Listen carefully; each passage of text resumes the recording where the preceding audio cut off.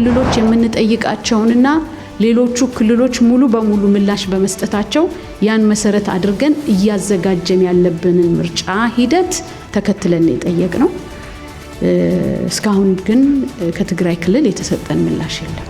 ኢራን ሚሳኤል አቅም መስመር መሆኑና ድርድር እንደማይቀርብ የኢራኑ የበላይ መሪ አያቶላህ አሊ ካሚኒ የቅርብ አማካሪ ገልጸዋል።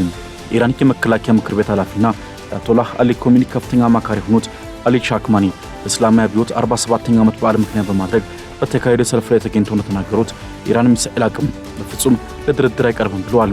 ጥቃት የተፈጸመው በሞስኮና በኪየቭ መካከል ሊደረግ የታሰበው የሰላም ድርድር በሞስኮ ዳተኝነት ምክንያት መጓተቱን ተከትሎ መሆኑ የክሬምሊን ፍላጎት ከሰላም ይልቅ ወታደራዊ የበላይነትን ማረጋገጥ መሆኑን በግልጽ የሚያሳይ ስለመሆኑ ምዕራባውያን ተንታኞች እየገለጹ ይገኛሉ። ርቀት፣ ቡና ወይ ሻይ ማዘውተር፣ በተለይም መኝታ ሰዓት አካባቢ ላይ ከመተኛት በፊት ስልክ ላይ ጊዜ ማሳለፍ፣ ከመተኛት በፊት ከባድ ምግቦችን መመገብ፣ ቋሚ የሆነ የእንቅልፍ ሰዓት አለመኖር፣ ለእንቅልፍ ምቹ ያልሆነ ቦታ ለምሳሌ ብርሃን የሚገባበት፣ ድምጽ የበዛበት እነዚህ ተጠቃሽ ናቸው።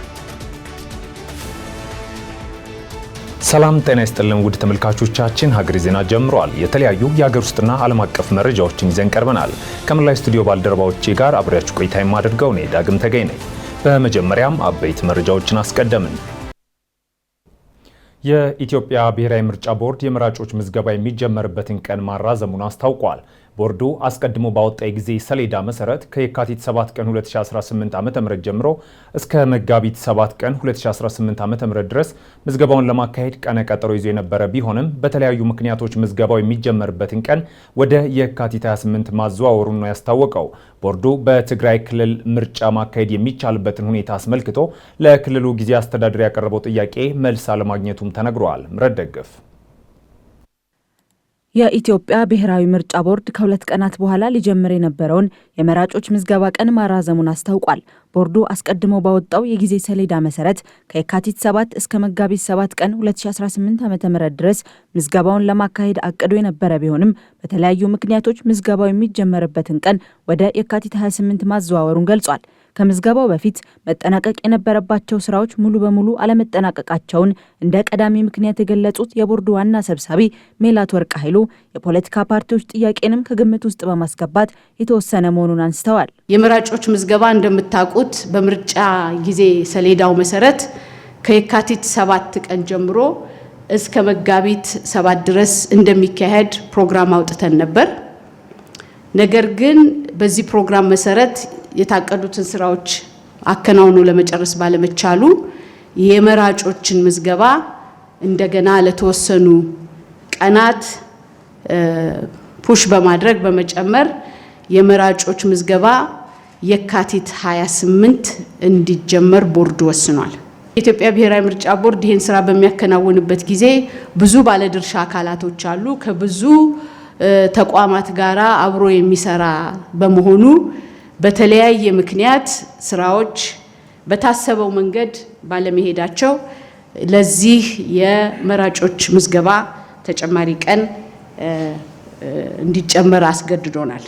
የመራጮች ምዝገባን ለማካሄድ አስፈላጊ ቁሳቁሶችን ሙሉ በሙሉ ወደ ሀገር ውስጥ ማግባታቸውን የተናገሩት ሰብሳቢዋ ቁሳቁሶቹን ወደ ምርጫ ጣቢያዎች የማድረስ ስራዎች እንደሚቀሩ አንስተዋል።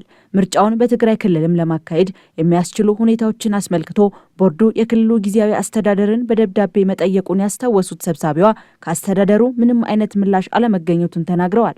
የስልጠና ቁሳቁሶችንና ለመራጮች ምዝገባ የሚያስፈልጉትን ቁሳቁሶች በሙሉ ቦርዱ ከውጭ ሀገር ገዝቶ ወደ ሀገር ውስጥ አስገብቶ በመጋዘን አስቀምጦ አሁን ለማሸግ እና ወደሚመለከታቸው ምርጫ ጣቢያዎች ለመላክ በማደራጀት ላይ ይገኛል። ልክ በሌሎች ክልሎች የምርጫ ዝግጅት እንደምናደርገው ከመጀመሪያው ቀን ጀምሮ እስካሁኑ ሰዓት ድረስ በቦርዱ በኩል ከክልሉ የሚፈለገውን ማንኛውንም መረጃ በመጠየቅ ስራውን እየሰራ ነው ያለው። ለመግለጽ ያህል የምርጫ ጣቢያዎች እንዲከፈቱልን፣ ቦታ እንዲዘጋጅልን፣ የምርጫ ክልል ቅርንጫፍ የምርጫ ክልል ጽህፈት ቤቶቻችንን ለመክፈት እንድንችል፣ ምርጫ አስፈጻሚዎችን ለመመልመል ፈተና ለመስጠት እንድንችል፣ የፈተና ሴንተሮች እንዲሰጡን ለማድረግ፣ የጸጥታ ሁኔታ ሪፖርት፣ የተፈናቃዮች ሪፖርት ይህንን ሁሉንም ክልሎች የምንጠይቃቸውንና ሌሎቹ ክልሎች ሙሉ በሙሉ ምላሽ በመስጠታቸው ያን መሰረት አድርገን እያዘጋጀን ያለብንን ምርጫ ሂደት ተከትለን የጠየቅነው።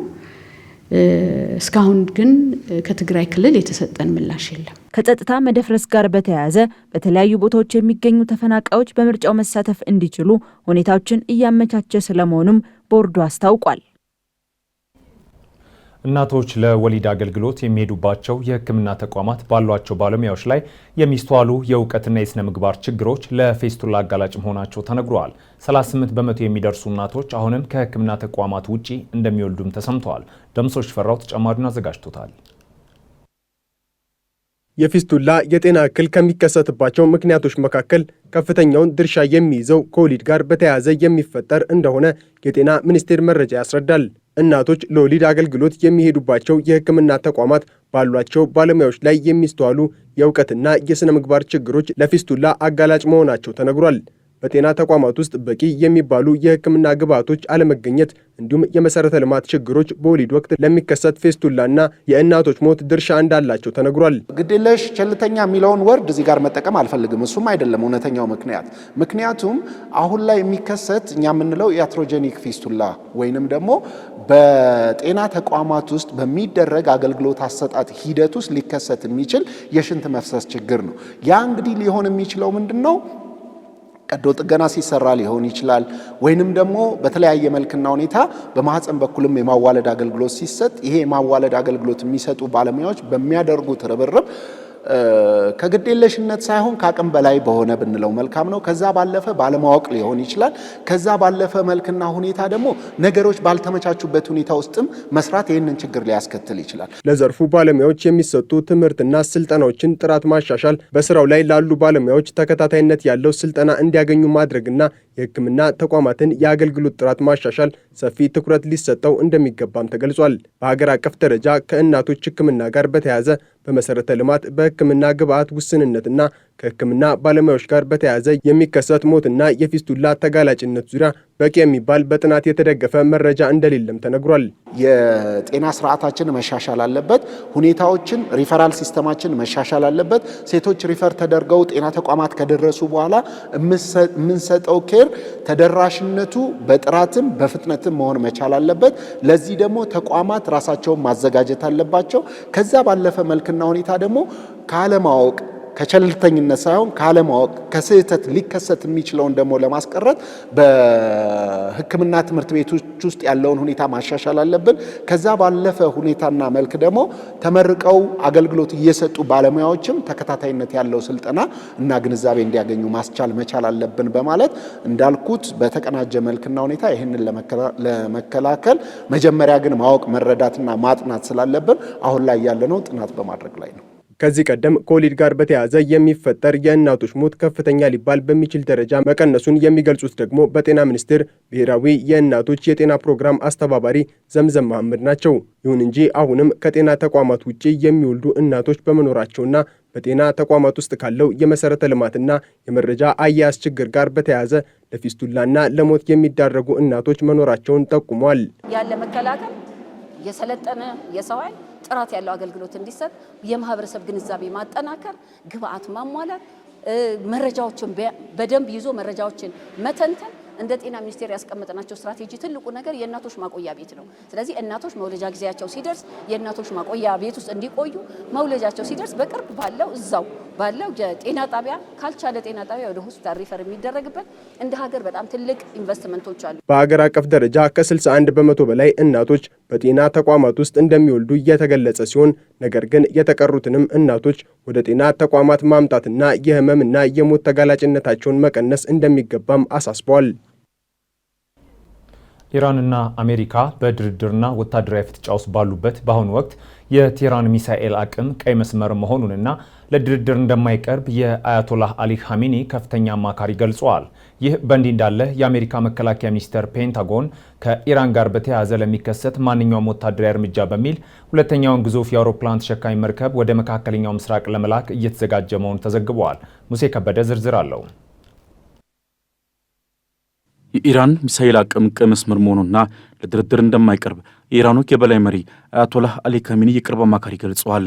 የኢራን የመከላከያ ምክር ቤት ኃላፊና የአያቶላህ አሊ ኮሚኒ ከፍተኛ አማካሪ የሆኑት አሊ ሻክማኒ የእስላማዊ አብዮት 47ኛ ዓመት በዓል ምክንያት በማድረግ በተካሄደ ሰልፍ ላይ ተገኝተው እንደተናገሩት የኢራን ሚሳኤል አቅም በፍጹም ለድርድር አይቀርብም ብለዋል።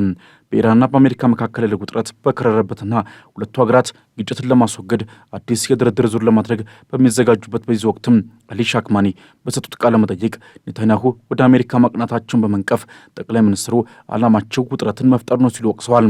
ሻክማኒ አክለውም የቴህራን ሚሳኤል አቅም የአገሪቱ የመከላከያና የጠላት ማስፈራሪያ ስርዓት ስለመሆኑም ገልጸዋል ሲል ዘኒው አረብ ዘግቧል። ባሳለፍነው ሳምንት በኦማን አሜሪካና ኢራን መካከል ቀጥተኛ ያልሆነ ውይይት ማድረጋቸው የሚታወስ ሲሆን ይህ የሆነው ግን አሜሪካ በቀጠናው የባህር ኃይል ግንባታውን ማጠናከር ኢራንን እያስፈራራች ባለችበት ወቅት ነው። ይህ በእንዲህ እንዳለ የእስራኤሉ ጠቅላይ ሚኒስትር ቤንያሚን ኔታንያሁ ረቡዕ ዕለት ዋሽንግተን ውስጥ ከፕሬዚዳንት ዶናልድ ትራምፕ ጋር የሚያደርጉትን ስብሰባ ጠቅመው ማንኛውም ከአሜሪካ ኢራን ስምምነት የቴህራንን ሚሳኤል አቅም የሚገደብ እንዲሆን ግፊት ያደርጋሉ ተብሎ ይጠበቃል። ይሁን እንጂ ባሳለፍነው እሁድ የኢራኑ የውጭ ጉዳይ ሚኒስትር አባስ አራግቺ በሰጡት መግለጫ የሚሳኤል ፕሮግራሙ የድርድሩ አጀንዳ ሆኖ እንደማያውቅ ተናግረዋል። ዛሬ አዲስ በተሰማ ዜና ደግሞ የአሜሪካ የመከላከያ ሚኒስቴር ፔንታጎን ከኢራን ጋር በተያያዘ ለሚከሰት ማንኛውም ወታደራዊ እርምጃ እንደ ቅድመ ዝግጅት አካል ሁለተኛውን የአውሮፕላን ተሸካሚ መርከብ ወደ መካከለኛው ምስራቅ ለመላክ እየተዘጋጀ መሆኑን ተዘግቧል። እንደ ወቅታዊ እቅድ ከሆነ ዩኤስኤስ ጆርጅ ኤች.ደብሊው ቡሽ የተሰኘችው መርከብ በጥቂት ሰዓታት ውስጥ ወደ ቀጠናው ልትላክ እንደምትችል ምንጮች ገልጸዋል። መርከቧ በ2 ሳምንታት ጊዜ ውስጥ ወደ ስፍራው የምትደርስ ሲሆን በአሁኑ ወቅትም በኢራን አቅራቢያ የሚንቀሳቀሰውን ዩኤስኤስ አብርሃም ሊንከን የጦር መርከብን ትቀላቀላለች ተብሎ ይጠበቃል ሲል ዎል ስትሪት ጆርናል መረጃውን አጋርቷል። ዩኤስኤስ ጆርጅ ኤች.ደብሊው ቡሽ ኤፍ-35 ሰኙ እጅግ ዘመናዊ ተዋጊ ጄቶችን የሚሸከም አቅም ያላት ሲሆን ተንታኞች እንደሚሉት ውጥረቱ ይበልጥ የሚባባስ ከሆነ እነዚህ ጄቶች ለሚወሰደው ወታደራዊ እርምጃ ወሳኝ ሚና ሊጫወቱ ይችላሉ። አሜሪካ በቅርቡም ወደ ቀጠናው የጦር መርከቦችን፣ ሚሳኤሎችና አውሮፕላኖችን በማሰማራት ላይ ቀጥላለች። ሆኖም የአሜሪካ ባለስልጣናት እንደገለጹት ጥቃት ለመሰንዘር እስካሁን ምንም አይነት የመጨረሻ ውሳኔ አልተላለፈም። እቅዱም እንደ ዲፕሎማሲና የደህንነት ሁኔታው ሊቀየር ይችላል ተብሏል። ይህ ወታደራዊ ዝግጅት የቀጠለው ደግሞ ዲፕሎማሲያዊ ጥረቶች በቀጠሉበት ወቅት ነው። ኢራንና አሜሪካ በየካቲት ወር መጀመሪያ ላይ በኦማን የኒውክሌር ጉዳይ ድርድር ያደረጉ ሲሆን በወቅቱም ቴህራን በአገሪቱ ላይ የጣለው ማዕቀብ እንዲነሳላት ዋነኛ ጥያቄው አድርጋ ስትወተውት ነበር። ተንታኞች እንደሚሉት ከሆነ ይህ ሁኔታ በአንድ በኩል ዲፕሎማሲያዊ ግንኙነቱ መቀጠሉን፣ በሌላ በኩል ደግሞ በቀጠናው ያለው ውጥረት ባለበት በዚህ ወቅት ወታደራዊ ዝግጁነቱ ጎን ለጎን ጧጥፎ እየተካሄደ ስለመቀጠሉ የሚያሳይ ነው። ዋሽንግተን የኢራን የኒውክሌር ድርድር ወደ ሚሳኤል ፕሮግራሟም ለማስፋት ለረጅም ጊዜ ስትወተውት ቆይታለች። ኢራን በበኩሏ በአገሪቱ ላይ የጣለው ማዕቀብ የሚነሳ ከሆነ በኒውክሌር ፕሮግራሟ ላይ ገደብ ለማድረግ ፈቃደኛ መሆኗን ብትገልጽም የኒውክሌር ጉዳይን ከሚሳኤል ወይም ከሌሎች ጉዳዮች ጋር ማያያዝን ግን በተደጋጋሚ ውድቅ አድርጋለች። የሩሲያ ጦር በዩክሬን ዋና ከተማ ኪየቭ እና በሌሎች ቁልፍ ከተሞች ላይ መጠነ ሰፊ የባላስቲክ ሚሳኤል ጥቃት መፈጸሙ ተገለጸ። ጥቃቱን ተከትሎም የሀገሪቱ የአየር መከላከያ ስርዓት የሚሰነዘሩ ጥቃቶችን ለመመከት ከፍተኛ ጥረት ቢያደርግም የባቡር መሰረተ ልማቶችን አውድመዋል። የኪየቭ ከንቲባ ነዋሪዎች በአስቸኳይ በመጠለያዎች ውስጥ እንዲቆዩና አስፈላጊውን ጥንቃቄ እንዲያደርጉም አሳስበዋል። ተጨማሪ አለን። የሩሲያ ጦር በዩክሬን ዋና ከተማ ኪየቭና በሌሎች ቁልፍ ከተሞች ላይ የከፈተው መጠነ ሰፊ የባለስቲክ ሚሳይል ጥቃት የሁለቱን ሀገራት ግጭት ዳግም ወደ አደገኛ ምዕራፍ እንዲሸጋገር ያደርጋል የሚል ስጋት ደቅኗል። ይህ ጥቃት የተፈጸመው በሞስኮና በኪየቭ መካከል ሊደረግ የታሰበው የሰላም ድርድር በሞስኮ ዳተኝነት ምክንያት መጓተቱን ተከትሎ መሆኑ የክሬምሊን ፍላጎት ከሰላም ይልቅ ወታደራዊ የበላይነትን ማረጋገጥ መሆኑን በግልጽ የሚያሳይ ስለመሆኑ ምዕራባውያን ተንታኞች እየገለጹ ይገኛሉ። በኪየቭ ሰማይ ላይ የተኮሱት የሩሲያ ባላስቲክ ሚሳኤሎች በዋና ከተማዋ ነዋሪዎች ላይ ከፍተኛ ድንጋጤን የፈጠሩ ሲሆን የመንግስት ባለስልጣናት እንደገለጹት ከሆነ ጥቃቱ ያነጣጠረው በከተማዋ የኃይል አቅርቦትና በመንግስት የአስተዳደር ተቋማትም ላይ ነው። የኪየቭ ነዋሪዎች ሌሊቱን በከርሰ ምድር የባቡር ጣቢያዎችና በቦምብ መጠለያዎች ውስጥ ለማሳለፍ የተገደዱ ሲሆን የከተማዋ የአየር መከላከያ ስርዓት ጥቃቶቹን ለመመከት ከፍተኛ ጥረት ሲያደርግ መዋሉን የኪየቭ ኢንዲፔንደንት መረጃ ያመላክታል። ይሁን እንጂ የአየር መከላከያ ስርዓቱን ሰብሮ የገቡ ሚሳኤሎች በከተማዋ ሰብአዊና ቁሳዊ ውድመቶችን ማድረሳቸው ተረጋግጧል። ይህ ድርጊት ሩሲያ በዩክሬን ላይ የምታደርገውን ወታደራዊ ጫና በማጠናከር የኪየቭን መንግስት በድርድር ጠረጴዛ ላይ ለማንበርከክ የምትከተለው ስልት አካል ተደርጎ ተወስዷል። ከዋና ከተማዋ ኪየቭ ባለፈም የሩሲያ ተዋጊ አውሮፕላኖችና ሚሳኤሎች የዩክሬንን የባቡር መስመር መሰረተ ልማቶች በከፍተኛ ሁኔታ እየደመሰሱ ይገኛሉ።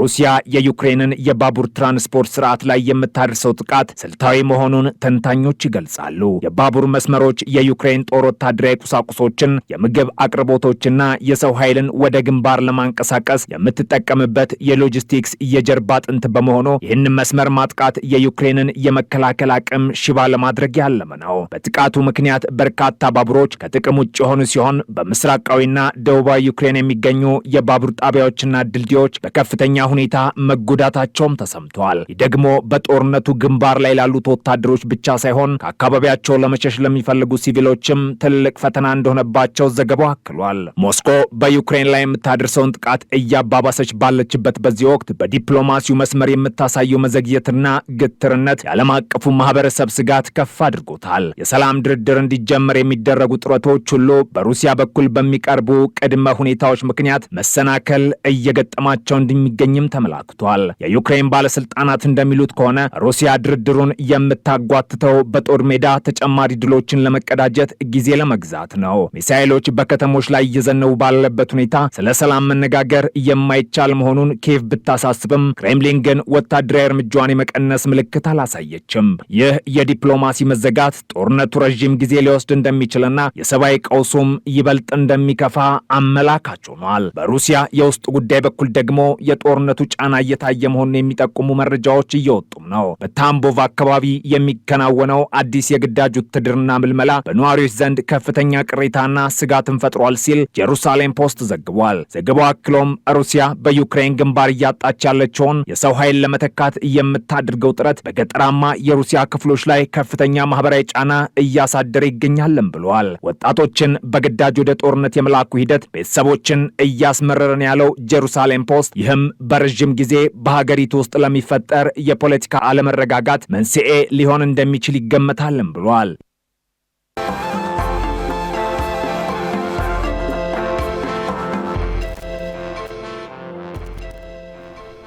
ውድ ተመልካቾቻችን ሀገሬ ዜና እንደቀጠለ ነው።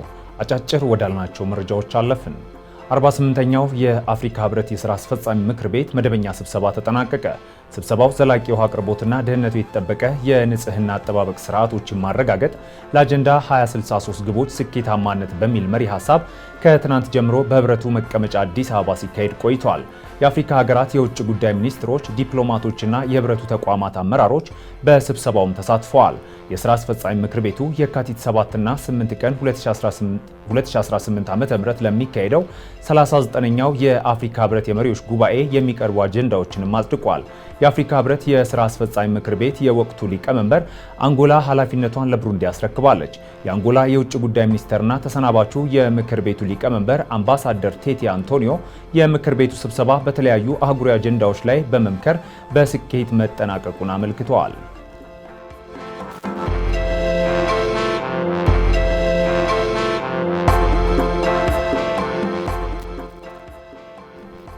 ወደ ውጭ ከተላኩ ምርቶች በ6 ወራት ውስጥ 112.6 ሚሊዮን ዶላር ገቢ መገኘቱን የኢንዱስትሪ ፓርኮች ልማት ኮርፖሬሽን አስታወቀ።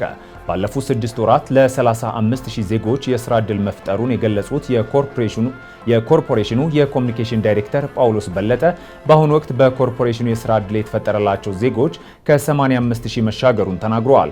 ኮርፖሬሽኑ እያጋጠሙት ያሉትን ተግዳሮቶች ለመፍታት ጥረት እያደረገ መሆኑን የገለጹት ዳይሬክተሩ በተለይም በጅማና በተለያዩ አካባቢዎች የሚታዩ ህገወጥ የይዞታ ወረራዎችና የግንባታ ችግሮችን ለመፍታት ከክልልና ከከተማ አስተዳደሮች ጋር በቅንጅት እየተሰራ እንደሚገኝ ገልጸዋል። በፓርኮች ውስጥ ካሉ ሼዶች ውስጥ 90 በመቶ የሚሆኑት በአምራቾች መያዛቸውን ዳይሬክተሩን ተናግረዋል ሲል ፕሬስ ድርጅት ዘግቧል።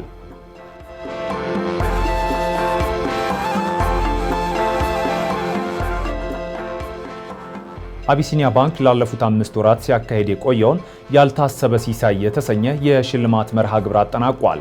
ባንኩ የዲጂታል ባንኪንግ አገልግሎቱን የሚያዘምኑ መተግበሪያዎችን ተጠቅመው ግብይት ለፈጸሙ ደንበኞቹ ሲያበረክት የቆየውን ሽልማት ዛሬ ሲያጠናቅቅ የእድሉ ባለቤት ለሆኑ ደንበኞች የባለ 2 መኝታ አፓርታማ ሽልማቶችን አስረክበዋል።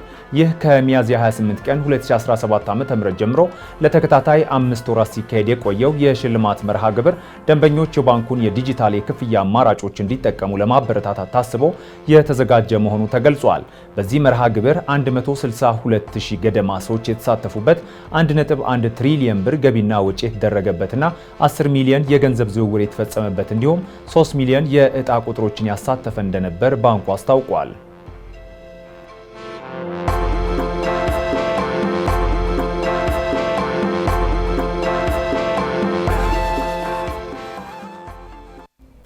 ከሀገር ማዶ ያገኘናቸው መረጃዎች አለፍን። የግብጽ ወታደሮች በሶማሊያ ለተሰማራው የአፍሪካ ህብረት የደህንነትና መረጋጋት ድጋፍ ተልዕኮ አካል ለመሆን የሚያስችላቸውን ወታደራዊ ልምምድ በይፋ ጀምረዋል። የሶማሊያው ፕሬዝዳንት ሐሰን ሼክ መሐሙድ እና የግብጽ መከላከያ ሚኒስትር ወታደራዊ ዝግጅቱን በጋራ የጎበኙ ሲሆን በልምምዱ ላይ ለተልዕኮ የሚውሉ ዘመናዊ ወታደራዊ ተሽከርካሪዎችና ቁሳቁሶችም ቀርበዋል።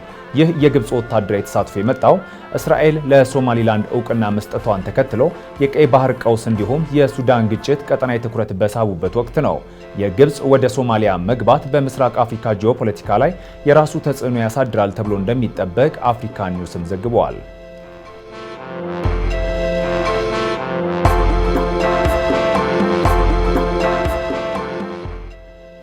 በ2004 በወጣቶችና በተማሪዎች ተቃውሞ ጠቅላይ ሚኒስትር ሼህ ሐሲና ከስልጣን ከተወገዱ በኋላ ባንግላዴሽ የመጀመሪያው ምርጫ አካሂዳለች። በምርጫው ከ2000 በላይ እጩዎች ለፓርላማ ወንበር የተወዳደሩ ቢሆንም አሁን ላይ የታገደውና የቀድሞው ጠቅላይ ሚኒስትር ፓርቲ ሆነው አዋሚ ሊግ ግን አልተሳተፉም። በተባበሩት መንግስታት ድርጅት መረጃ መሰረት በ2024 ህዝባዊ አመጽ ወቅት 1400 ገደማ ተቃዋሚዎች የተገደሉ ሲሆን ሼህ ሐሲና ለግድያው ትዕዛዝ ሰጥተዋል በሚል ተከሰዋል። የአሁኑ ምርጫ በዋናነት በመሃል ቀኝ ዘመሙ የባንግላዴሽ ናሽናሊስት ፓርቲና ከተማሪዎች ንቅናቄ የወጣ አዲስ ፓርቲ ጋር ጥምረት በፈጠረው እስላማዊው ጀማዓተ ኢስላሚ መካከል የሚደረግ ፉክክር ነው። ለጸጥታ ጥበቃ ወደ 1 ሚሊዮን የሚጠጉ ወታደሮችና ፖሊሶች ተሰማርተው ውለዋል። የምርጫው ውጤት እስከ አርብ ይፋ ይሆናል ተብሎ ይጠበቃል ሲል ቢቢሲ ዘግቧል።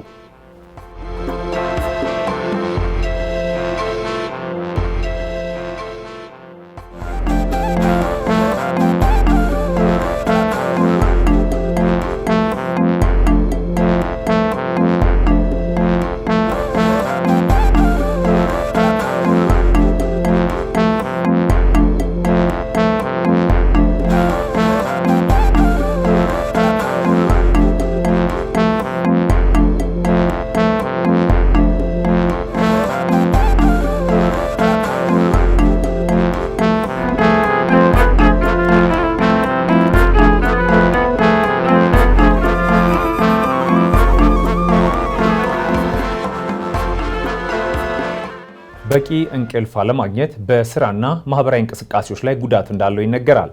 እንደ ቡናና ሻይ ያሉ አነቃቂ ነገሮችን በመተኛ ሰዓት ላይ መጠቀም ችግሩን እንደሚያባብሰው የጤና ባለሙያዎች ይናገራሉ። ለመሆኑ ጤናማ እንቅልፍ ለማግኘት ምን ማድረግ አለብን የሚለውን የጤና ባለሙያው አዘጋጅቶልናል። ተከታትለን እንመለስ።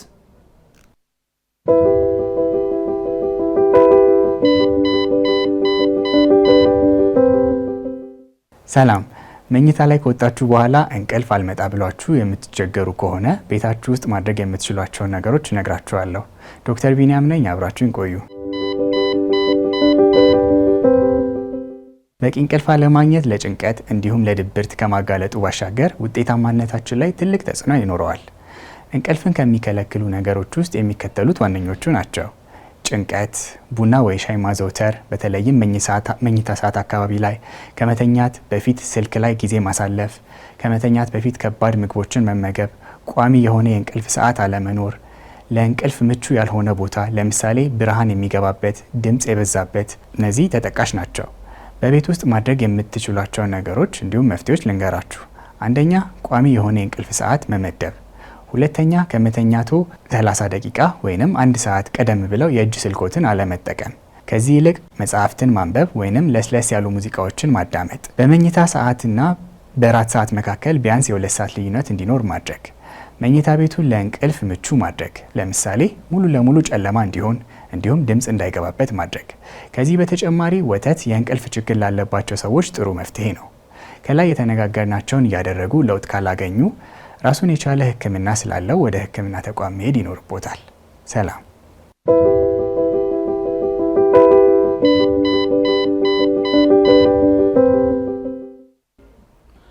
አሁን የመኪኖች ዘመናዊነት ከዕለት ተዕለት እየጨመረ ይገኛል። ለዚህም ማሳያ ከሆኑት ነገሮች መካከል ዘመናዊ መኪኖች ላይ የሚገኘው የመስታወት ጣራ ወይም ሰንሩፍ አንዱ ነው። ይህም አጠቃቀሙ እንዴት መሆን እንዳለበት የአውቶሞቲቭ ባለሙያ እንደዚህ አዘጋጅቶልናል።